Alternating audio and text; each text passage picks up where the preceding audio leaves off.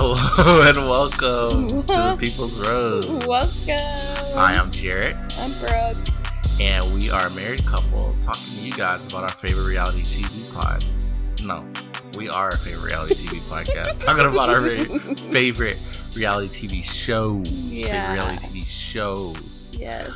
It is also Independence Day week, I guess. So God bless America. Oh, well, yeah. God pray for America.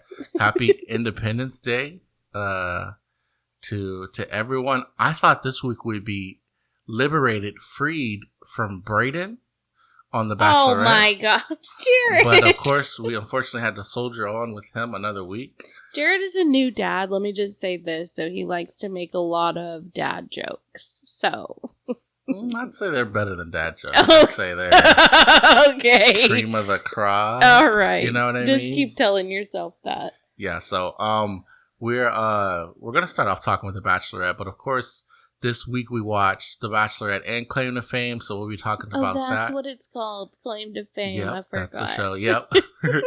We'll be discussing that at the later part of the podcast, but let's jump right into it. What happened this week on The Bachelorette? Wait, first I need to say this week Yeah. I promised to do better with having the microphone in my face so that you can actually hear me. All right. I'm set up. I can see you. It feels better than last week. Okay, perfect. For our 8 listeners who heard that, actually I think it's 6 Yeah. listeners that heard last Those week. 6 people are probably going to be very thankful and happy that I did that this time. Gotcha. So y'all are welcome. What a gift. What a blessing from Brooke. Okay, so let's jump into it. This week we had Charity on week 2 of her experience to find love. She is our lead for this season.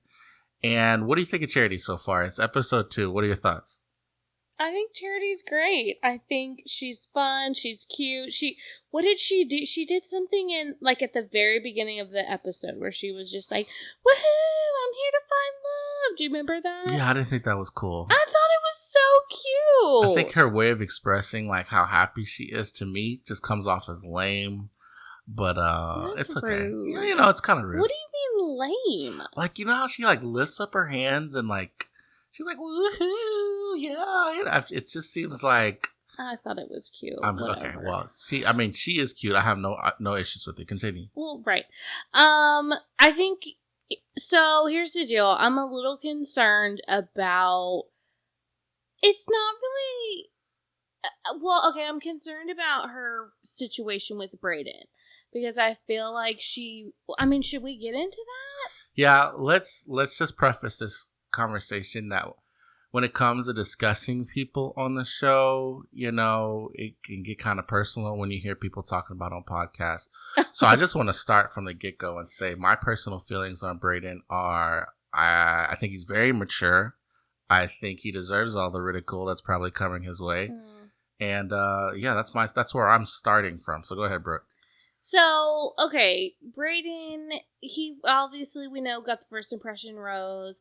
He was, like, so distraught that he didn't get a one-on-one, right? Right. And then, whenever... I feel like we're talking out of order. No, it's all right. We can start with Brayden because right. that's just what's fresh on our mind. Well, okay, so then whenever the guys come back from the second group date, they're telling them about what happened, and she had the kissing contest, right? Where she had to kiss yeah. Joey. And so then he got so upset about the kissing contest and was like, oh... that was just so classless, right? Right. Is what he said. And so then he's like, I packed my bags. I'm out of here. Okay. First of all, like, that's too much. He's doing too much, right? Oh, definitely. I think that's his whole thing is, as you put it, doing too much. Like he's wearing the long earrings and the scarf. Oh God, I didn't even get into his fashion. The velvet shirt. It's like he wants to be dramatic and he wants people to know. Like he wants people to know that he's dramatic and that he is, you know, different, right? Right. But it's like not. It's not in a cool way. No, I don't think he's cool at all. I think he wants to be cool. He's a person that's trying to be cool and definitely isn't. And the way that translates on the show is you got a guys that he's already bumping heads with, which we'll talk about them. Oh, yeah. And then Charity, unfortunately, I don't want to say is falling for it, but I guess his try hardness right now is in turn giving her the affirmation and validation she needs so that he got the first impression rose. Even when he just straight up told her, hey, I was questioning your character, she was like, oh, my bad, sorry. Yeah. And again, love Charity. I think she is a very strong and smart woman, but I do unfortunately think she's a little naive, especially when it comes to Brayden, apparently. I just don't understand it. I know. I think she really, we talked about how her ex, she's talked a lot about how her ex cheated on her and it was just a really bad relationship, like cheated on her multiple times. But like that's what cheaters do. Guys who cheat regularly, they cheat and then they come back and they shower you with love and affection and attention to get you back, and obviously that really worked for her. So now this guy, who I'm not saying Brayden is a cheater, but he obviously is acting very, very into her in front of her face, but behind her back maybe not so much. Maybe it's more like to the guy's perspective, it seems like he's more like braggy instead of like, oh, I'm really into her, right? Right. So like, I don't know, I just see a pattern there and it worries me for her. Yeah, I definitely think it's a sign of immaturity from his part so far, because I feel like, yes, okay, when guys, there's certain stages, like when you're looking and when you're just are kind of dating, yeah, maybe you're bragging like, oh yeah, me and this girl are really hitting it off. But I just don't feel like you would talk about a girl like you are trying to marry in the way Brayden is. But maybe you would. I don't know. I'm not in Brayden's head, but he just strikes me as super immature, super. he's also 24. Yeah. Which, okay, I don't even know. Age shouldn't really be a factor because I met you at 20. You were 22 when we met. But we didn't get married. And we also weren't on a reality dating show. You know what I mean? But you were 25 when we got married. Oh, gosh. So, I guess I shouldn't bring age into question in this. But he does seem more immature. I don't think was I 25? Anyways. Yes. So, yeah, he's definitely just immature. I don't think it's an age thing, because there's definitely some guys that are his age that acts more ready for this whole process than he is. But I think he's just a guy that likes to be the center of attention. This is, like I said, this is what I like about The Bachelorette, is that it becomes a competition for a lot of these guys. So they're not even questioning, is Charity right for me, or is Charity the girl I want to be with? Oh, yeah. It's just like, yeah, I'm going to get Charity to like me more than she likes these other guys. Yeah, Brayden so definitely. I think that's the zone that Brayden is in. Yeah, he definitely seems like he's just there for the comp. Yeah. So, he's got her caught in his clutches again, because he got a rose at the end of the episode. So, unfortunately, we got another week with him. And go ahead. Well, I just want to say, I really don't think he's going to make it to the end. Oh, not a chance. Like, no. I don't think there's any, like, villain like that who's ever really made it all the way to the end, right? That's what I was saying. I think he's just like one of those early season villains. All these shows kind of follow a similar arc. But you know what that means? That Charity is gonna break the cycle of the ladies picking their first impression rose. Yeah, you're right. So what you're talking about is, in the past, when it comes to the Bachelorette seasons, the season's basically over night one, because I don't have the numbers in front of me, but maybe the last 6 to 7 Bachelorettes, maybe 5 to 6 of those ended up picking the guy they gave their first impression rose to. Now, why that is, that's a whole nother thing. Maybe our resident counselor will give further insight to that later. But yeah, I don't think this guy's on track to win. I would be shocked if he ends up being and even making it to hometowns. Speaking of data and historical and analytics, this gives me a segue into our other contestants. So, this episode was about more than Braden. Thank goodness, thank God. We had other people going on dates, and that started off with before our 2 group dates. We had a one-on-one this week with Aaron. Yes. So I saw a tweet from Bachelor Data Analyst on Twitter, and it showed how likely the person who was picked for that first one-on-one is to go to the end with the Bachelorettes.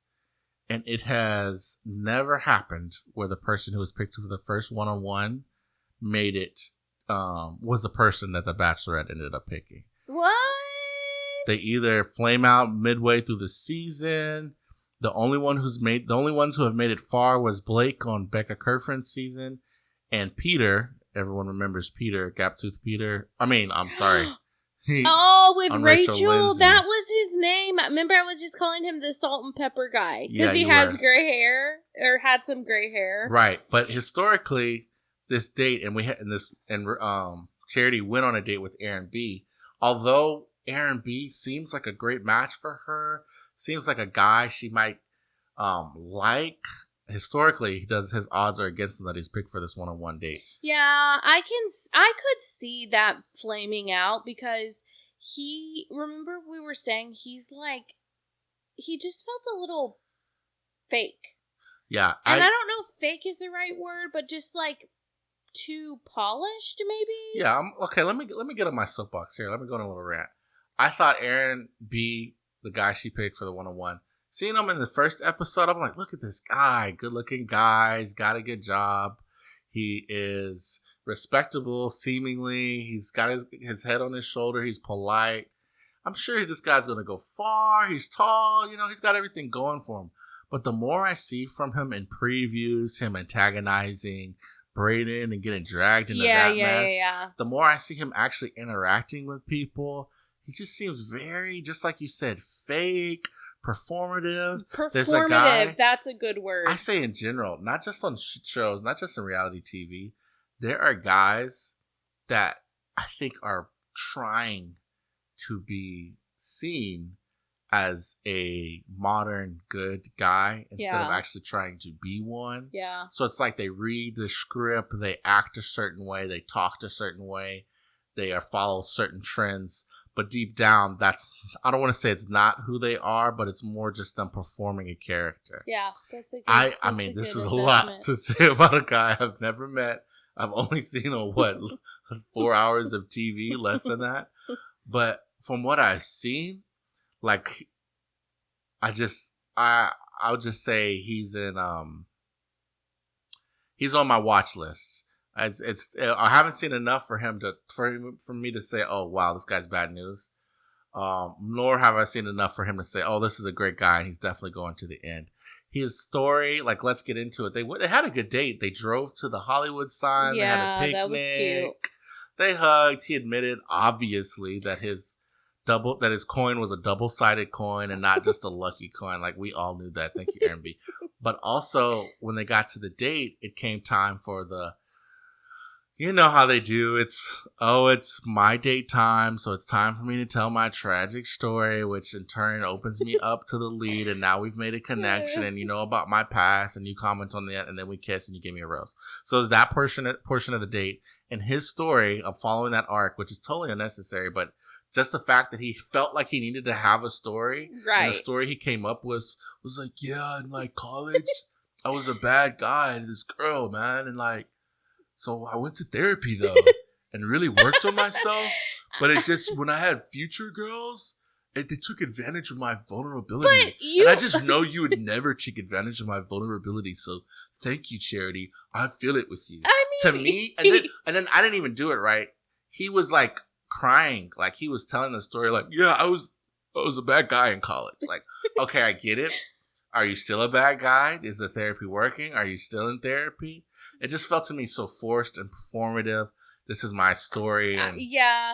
But you have to admit, Jarrett, that women do seek therapy more than men. Like, you have to admit right. So that's true. I think what you're saying, like, I was confused as to why Charity thought that was such a good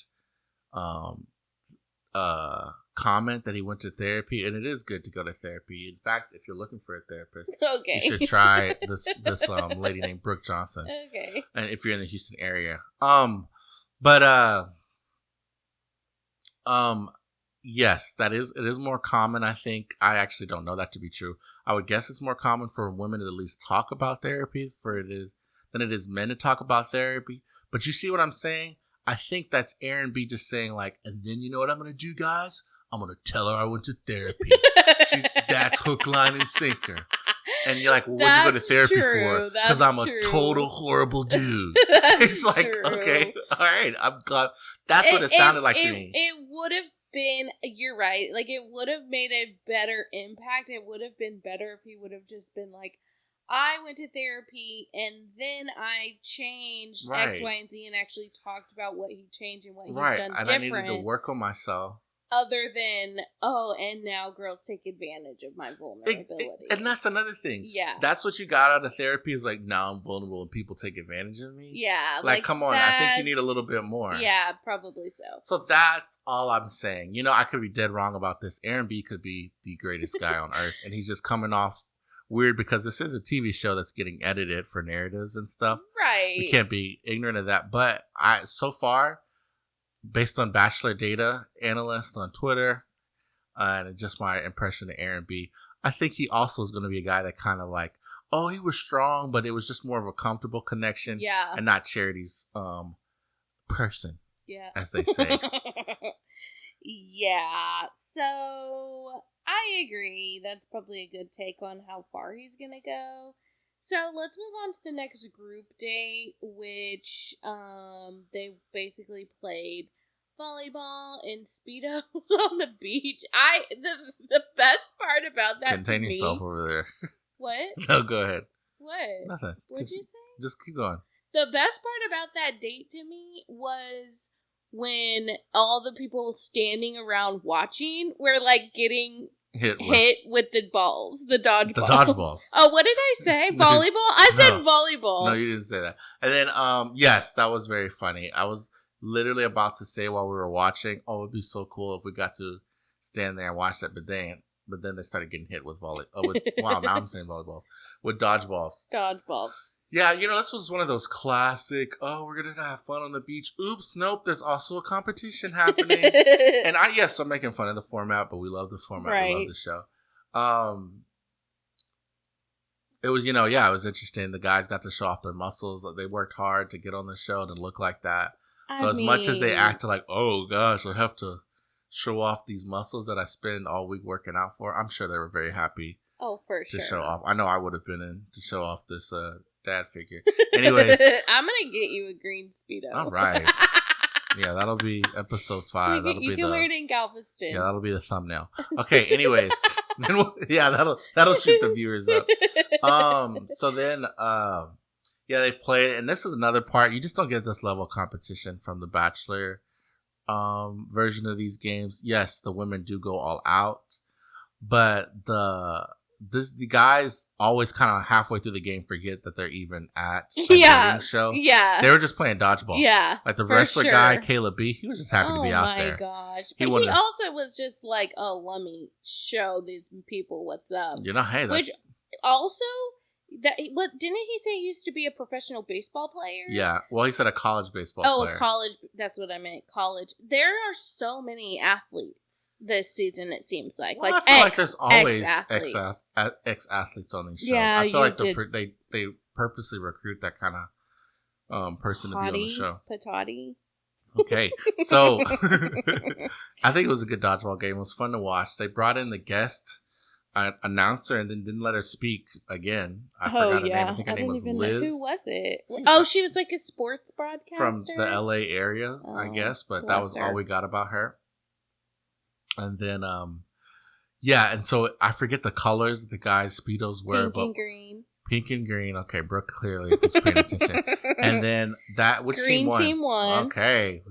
Got a live sports report. No, I don't know which team won. I know the team Xavier was on one because Xavier was like... But Adrian, Xavier should have got MVP. I agree, but I think they wanted to include Adrian Yeah. to antagonize Braden. Yes, you're right, because it was one of those things where the team that lost had to go home. I think you already said that, but right. Anyway, so they wanted to give out an MVP so that somebody could go on the date. Right, so fast forward to the group date. Yeah. We got the guys sitting around. This is prime time for, hey man, if that were my girl, those kind of conversations to happen and cause some friction. And of course we got that because Adrian and Braden inexplicably, again, this is a dating show about finding love, got into an argument about whether or not Adrian deserved to be the MVP of the dodgeball. Oh my gosh, so I forgot about that. Bro, I'm just gonna be honest, man.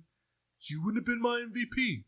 I just feel like Caleb was more of an MVP. And then Adrian, instead of just saying, "Oh, okay, cool, bro," right? I'm still waiting to talk to Charity. Was like, actually, bro, they were wanting me to be the MVP. My own team, they were cheering. They were saying MVP. I don't know if you heard that. And it's just like, guys. Right? Please keep it up. This is why I watch. But it's like Adrian though. You would think Adrian would. You're right. Like, why is he letting Braden get to him so much? Yeah. So Adrian is 33. He said it, and he's here for his daughter. I think Adrian, as much as he is a little bit more mature, I think he just can't control himself. Yeah. He feels disrespected. He feels like if this were a different situation, he would probably be a little bit more confrontational with Braden. And he thinks he's doing better than he normally would by just being what he thinks is cool and bringing it up to Charity. But that's still like, bro, like, come on. That's the only explanation I have, because he just won't let it go. It actually doesn't even seem like Braden is bothering the other guys too much right now. They all seem to just kind of be letting it wash off their shoulder, but Adrian is just getting to him. And as we said, he tattled to Charity now. Oh, gosh. And then he does again at the later episode. We can just talk about both of those times. At this time, he's like, oh, Charity, I think people here for spring break, they're doing flips off the pool. Adrian, what are we supposed to do on the pool if not do flips? Yeah. I don't think that's as mature as he was making it out to be. You want people to be at the mansion when Charity's not there, writing in their journal, drawing like graffiti about how much they love her. Okay. Bro, like that's what I'm saying. Like, it's equally ridiculous to me how Adrian is acting, right, as Braden's acting. Right. I hate to psychoanalyze. Okay, here we go. Free therapy, guys. Braden and Adrian, if you're listening. And this is not, in no way, shape, or form a diagnosis. It's not. But I am wondering if maybe Adrian is just having a lot of guilt about leaving his daughter, and so he's like, I can't have fun. I'm coming here for straight business of finding a wife. So if anyone's not in that same serious mode, right, he's assuming they're equally not exactly for the right reasons. Exactly. So, and then it's like, dude, that's on you, right? But then no one knows that or is saying that. But it's also interesting because, Braden, because towards the end, Xavier was like, dude, shut up. Like, I don't think he said about that. Adrian. Yeah, about Adrian. I don't think he said it to his face, but he said it in like his one-on-one. So right. I think you're right. Like Adrian is honestly just being just as bad as Braden at this point. Now we do see, it looks like in further interviews, Aaron B and Braden get into it. So it's going to become a deal with the rest of the guys. Just as of right now, it's mainly between Adrian and Braden, but it becomes a deal at the group date after party because Charity takes offense to guys not being there, or the guys being there for spring break, as she's told by Adrian. And they all kind of suss out, like, who was it that said that, bro? Like, I don't want Charity being sad when she leaves here. Every guy's going to have this accent, by the way. And Adrian speaks up to it. He does own up to it, but they all are just kind of like, what? Why? Right. So it's actually not, it wasn't that big a blow up in the context of other blow ups we've seen in the history of the show, but it was a little wrinkle. Right. Okay, so that group date ends, and let's talk about that second cringe fest Oh gosh. group date. The one I barely made it through. I'm sorry, but it did feel like everybody on that date were kind of the rejects. Oh, yeah. Like, kind of like the afterthoughts. Like, oh, yeah, I forgot about him. He's still here. And then half of them, or most of them, went home at the rose ceremony. You're right. Most of the guys on this that went home this episode were on this group date. And this group date was like one of their classic, how long can this couple kiss? Now, I will say, I did feel like we did learn a bit more about Joey and Michael. Michael had good answers, and Charity seemed to be into him. Wait, which one's Michael? Sorry. He was a light-skinned black dude that was in the back. I mean, if you don't remember him, I don't even know what else to say. You don't remember anything else about him? You can let me look at his notes. I mean, if you don't remember Michael, I don't know how me telling you what who he was. I might remember if you tell me some things about him. Okay, let's see. This is a key moment in Brooke's because she's claiming she's gonna remember. He drives a yacht. Yes, the yacht captain. Okay, wow. I told you. I knew if you told me some things I would remember. But he was the one on night one that was saying, oh, I usually like a girl that's a little thicker. Right, that's actually remember what he said that to the brother. To the brother, he likes them thick. Yeah. So we'll see with Charity. Anyways, yeah, so he had some good answers, and Charity liked him, and then Joey, who was giving her tons of eye contact, he had some, I think, pretty good answers. They were asking them questions like, "Oh, your favorite kiss? How do you kiss? What's a good kiss?" Which that's like weird. Would you be able to be like, "How do you kiss?" I don't know how I kiss. Well, actually, that's our next segment of this podcast. Jarrett's tip for kissing.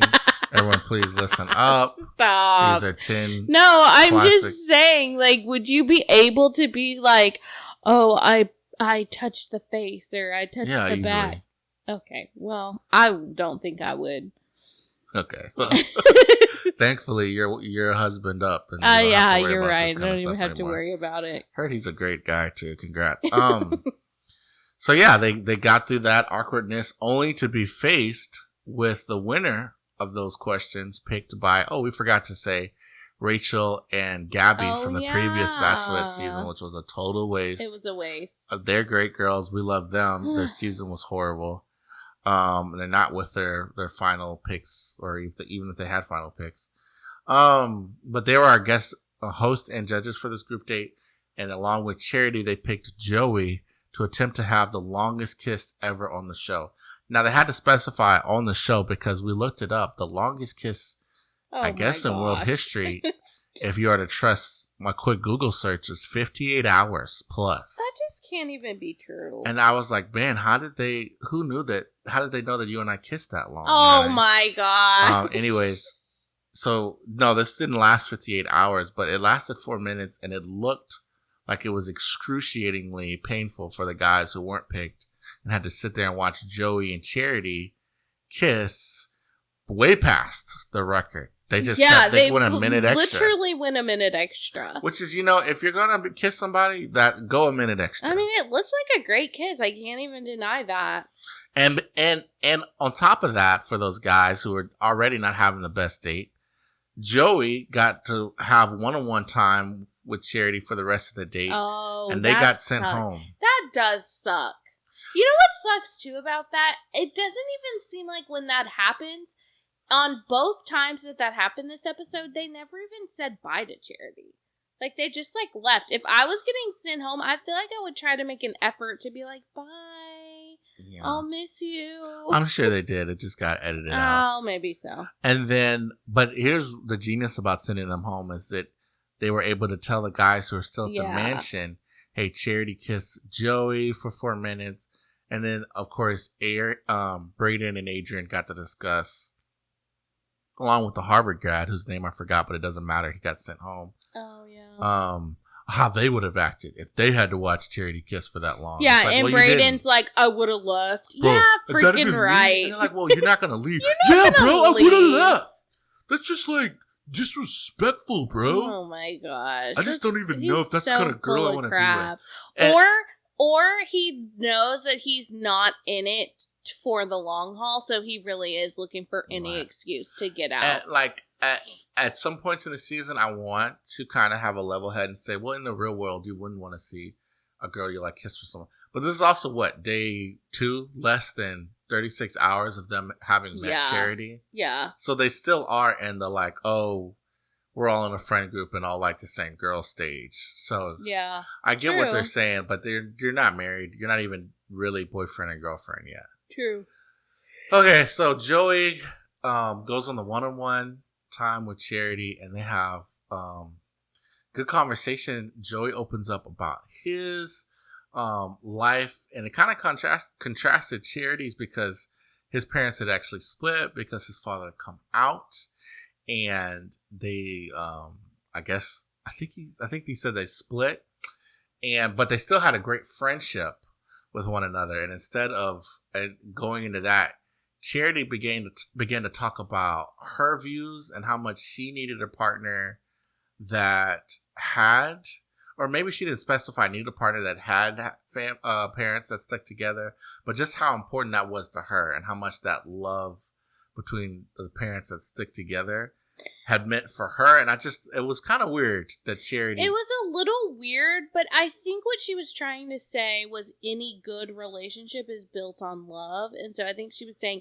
even though I want a lasting marriage like my parents, it's your parents' relationship is still based on love because there's a friendship there. Yeah, and that's... But it just didn't come across that way. And I'm wondering, too, if maybe there was a lot cut out that we didn't see. It's possible. It'll be interesting to see because they clearly have a chemistry connection, if they develop maybe just more of a connection by actually talking, to each other more. Yeah. You see what I'm saying? Yeah. So we'll see with them going forward. So then... But you have to admit that you said, you were like, oh, Joey's just they just want him in Bachelor Nation, and then you were like, okay, maybe there is some chemistry between them. Yeah, there definitely is chemistry between them, but I mean, off the first episode, I definitely wasn't seeing it, but I guess retroactively they knew that they would have chemistry, and so they had to introduce them in that first episode. Mm-hmm. So, let's see. Okay, so after that, they move on to... And this was early. I thought maybe it's an episode 3 thing, but I know, Jesse Palmer right? came out and said, hey guys, we're not having a cocktail party. We're throwing a barbecue. So all the guys got to, dress in their casual barbecue wear and hang out with Charity. And it was actually just kind of by the book. There wasn't any like, let me steal you away. Everyone seemed to be getting their time. I think the biggest takeaway from this part of it was, yes, we already talked to that Joey and Adrian, kind of went back and forth a little bit more. But my dark horse, Doughton, I believe is how you pronounce his name. Tall, dark, handsome. He stepped up to the plate. Yeah. He told her a little about himself. See, let's contrast his story with Aaron B's story. Okay. He carries around a real, not a fake coin, a real token of him coming to America and reminding of that that like changing period in his life, but how much this country means to him and how much his That was pretty family cute. means to him. And like and then he like actively pursued her to get a kiss and said, hey, I'm here for you, but didn't, without actually saying that. Yeah. And I just felt more from that genuineness. That's valid. I'll give you that. It just felt more genuine. Yeah. So Doughton is a dark horse for me. You know who got robbed this episode? Who? But I still think we should look out for Xavier. Yeah. We really didn't hear too much from him. When they were playing the game, he got a lot of screen time then, but then they didn't even show them talking on the group date. I think he goes far, and there just wasn't interesting conversations with him and Charity this week. Yeah. But he did good enough at the game that to keep him in our conscience, the producers are like, don't forget Xavier's here, even though his narrative doesn't play a big part in episode 2. Yeah. So we get past that, and this actually ended early because Charity heard from Adrian that Brayden called her classless. Oh, gosh. But fast forward to the rose ceremony, she keeps both of them. I thought this was going to Yeah. be one of those things where one of them goes home or both of them goes home, but both of them stay, and it looks like she had to get rid of the hangers on that she didn't really see anything with. Yeah. You know what I just forgot to mention? What? We did, and I really want to make sure we talk about this guy because I think he's a great guy and he'll go far. John got the group date rose. John, yes. And he just had a really natural conversation with her. He also got a kiss from her, his first kiss from her this episode. Yeah. I think he just handled it really well. And I think John is one to look out for too. Yeah, even though he got a little overshadowed by some of the other drama that was happening, I think it's good that he wasn't involved. Agreed. So that was basically it from this episode. We saw that it maybe gets a little more dramatic, a little more tension rising next week. But I think all in all, this was just a pretty good episode 2 for a Bachelorette season. Yep. What about you? Agreed. You still looking forward to the rest of the season? Yeah. Anything? Heck yeah. I agree. We also watched Claim to Fame this week. Thought it was a great episode of Claim to Fame. It was so good that if this show wasn't called People's Rose, I might have started with that episode because this season you can tell there's a lot more strategy players. Yeah. People know the game. They know not fully ins and out because you still have people who are like, don't really get it, but there's enough game players that we're seeing some back and forth and strategy. Yeah. And I think the biggest two strategists in the house, and there are more than these, but Chris on one side and Jane, I think, are already playing the game. What did you say? I can't remember how you worded it, but it was so funny. You were like, it's like new. What did you say? Something about how the gameplay is new. It's still new, so it's like they're trying to figure it out. Yeah, I think it said something along the lines like they haven't figured out you can do whatever you want kind of thing. Yeah, yes. Yeah, because it's like we watch a lot of Big Brother. In those early seasons of Big Brother, a lot of strategy hasn't come to the forefront. The stuff that we just take for granted about how you play the game now, people were pioneering thinking about the game that way, right? Yeah, true. So I think Claim to Fame, we're at its infancy when it comes to how people are playing it. Cutthroat, strategy, all of these things are going to come to the forefront. We're going to get past that. We're going to get the earnest phase if the show survives long enough. But just quick highlights of this episode. We'll start with who went home. The son of Neil deGrasse Tyson. Yes. Travis.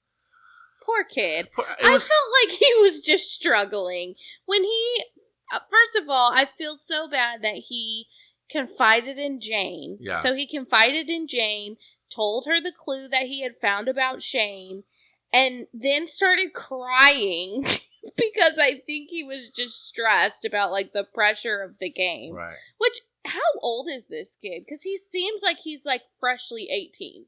Like he seems very young to me. He's definitely at oldest in his early 20s. But he just was Wait, but then after he gave Jane the clue, Jane went right back and told everybody. Right. He gave the clue, which I guess you have to kind of build alliances and give clues to people. But it was over for him when he read off pi. No one asked him to recite pi. But it was just kind of one of those things. They saw him. Was a clue of his that his dad was a scientist? I'm not even sure.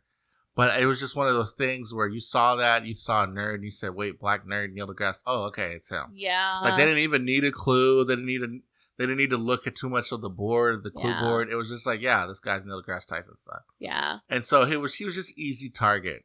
And they haven't figured much of anyone else's stuff out.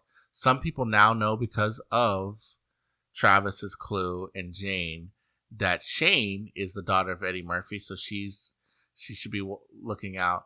But aside from that, as far as we can tell on the show, not too many people are on the everyone in the house knows who they are radar. Right. Now, there's some people, they've given hints that Jane is on to some people's So I think Jane's a good guesser. I think she's intuitive. I think she is But too. she played kind of a sloppy game. Yeah, she screwed herself. It was kind of a roller coaster, up and down. She played herself. Yeah, thank you.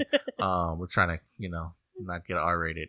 Anyways, But I'm quoting, what's his face from Big Brother? I don't know. Yes, the Potts, the guy who. Oh, Josh. Josh.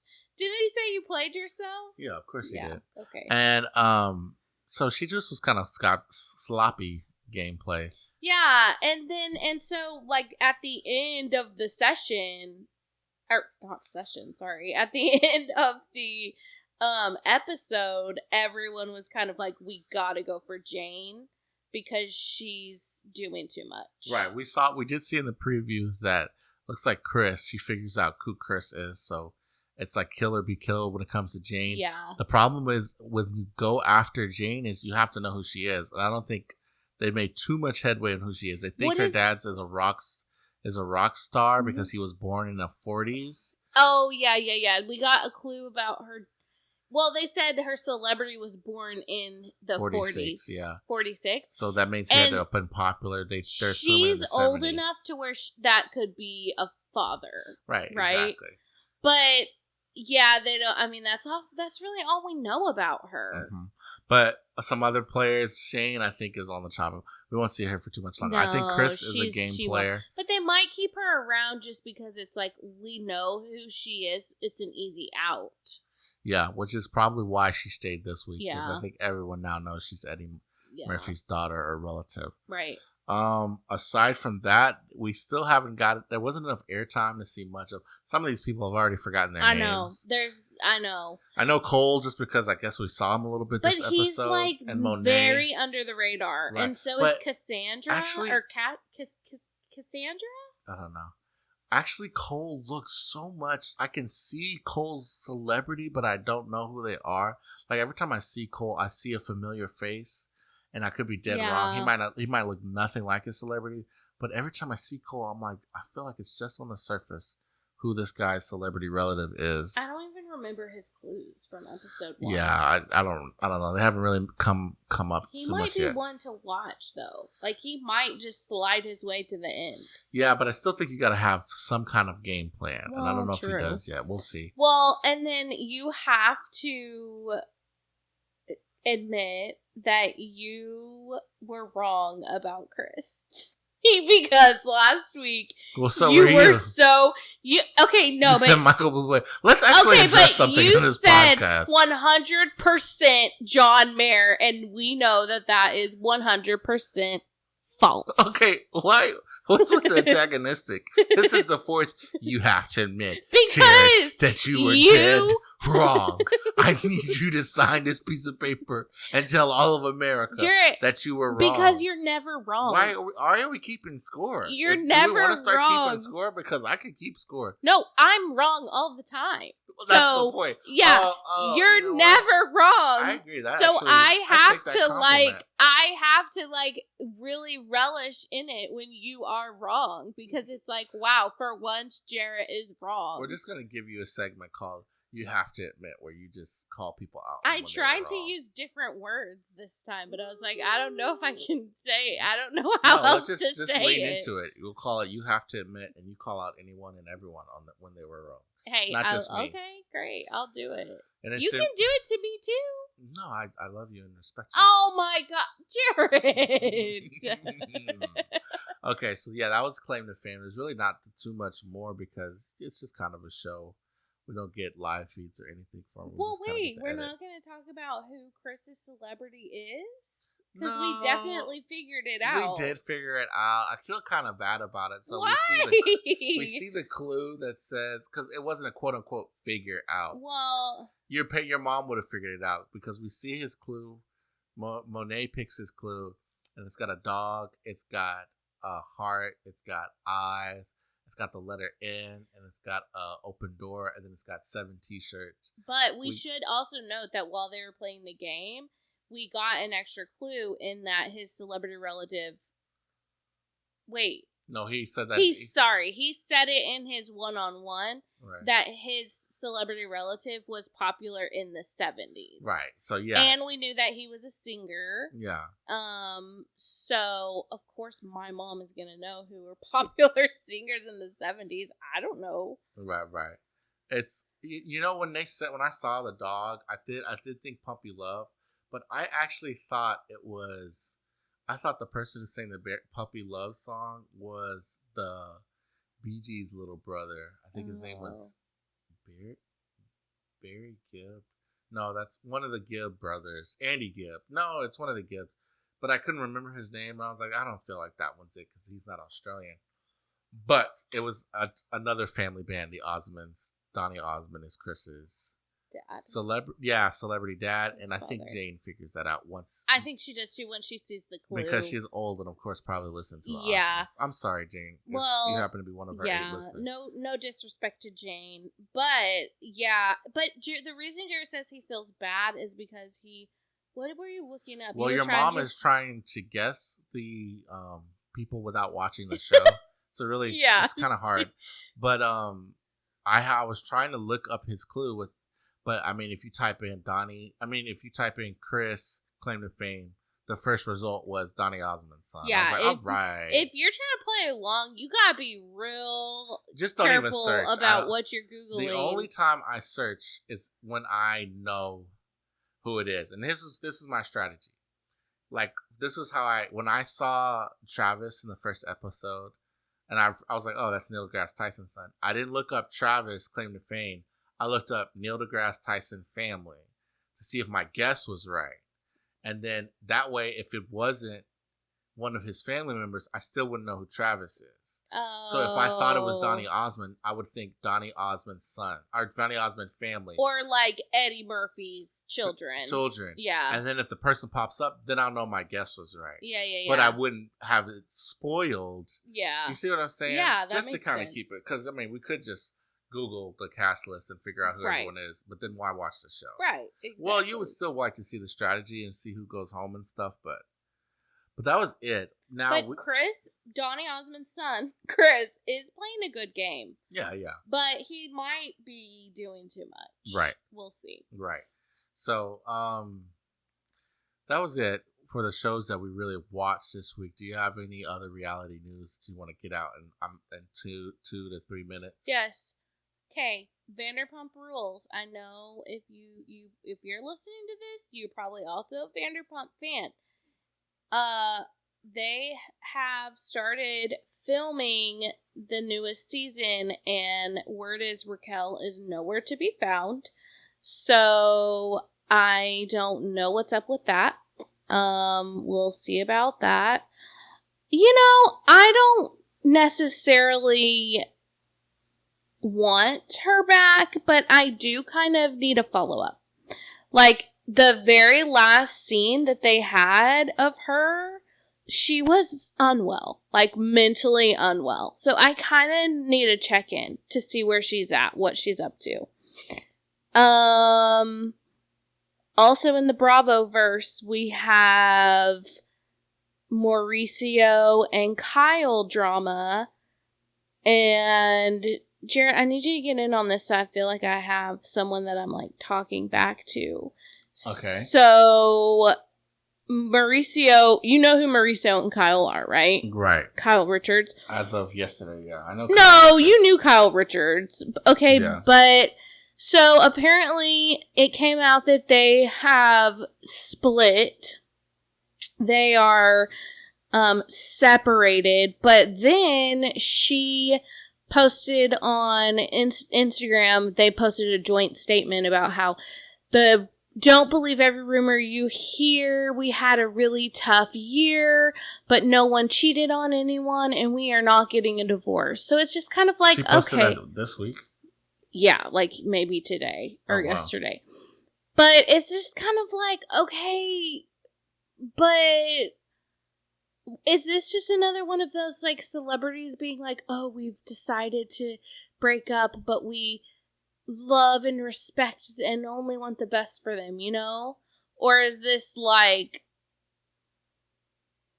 no, we're really not, and the story has blown out of proportion. I think it's probably more so they probably are splitting up. Mm-hmm. They just don't want, like, all the attention on it. I think so.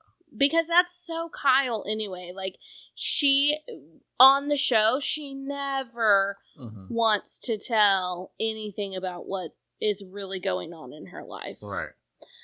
So there's that. There's tons of people online speculating that she's having an affair with this country singer who is like 28 years old. She's probably in her 50s. So there's that. It's just a lot. These girlies on TikTok, they bring receipts. Okay, they will go back. I saw this one girl who went back on all of Kyle's pictures and saw, like, okay, on this date, she stopped wearing her wedding ring. Mm-hmm. You can't see it in any of these pictures. She's hiding her left hand. Right. Like, who has time to do that? Well, I mean, that's a dumb question, because I probably could do that. If I probably could sit down and do that. Right. Yeah, I don't think it takes that long. I know, you're right. But anyway, yeah, so that's that. We'll keep you updated on what's going on with that. But I think that's about it. Okay. Well, it's been fun talking reality TV with you. And let's try to get to 9 listeners this week. Yeah. Woo woo. we have social media accounts, mainly just Twitter is active right now, but follow us on Twitter, or if you like to get on the Bachelor or Claim to Fame subreddits, we also have a Reddit as well. Come join the conversation with us there in those subreddits, and on Bachelor Nation Twitter and Claim to Fame Twitter, which is pretty active. So follow us. We'll be sending out tweets. We'll be posting episodes, and thanks for listening to the People's Rose. Thanks. See y'all next week. Bye.